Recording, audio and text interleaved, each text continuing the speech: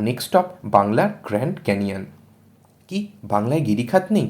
আচ্ছা দেখা যাক, আপাতত 14 নম্বর জাতীয় সড়কের মজাটা উপভোগ করে নিই বরং। এই রাস্তা ধরে বাগদা পেরিয়ে যেতে হবে গনগনির উদ্দেশ্যে। এখানে রয়েছে শিলাবতী নদী। গিরিখাতের দুটো ব্যাখ্যা আছে, মাইথোলজিক্যাল ও সায়েন্টিফিক।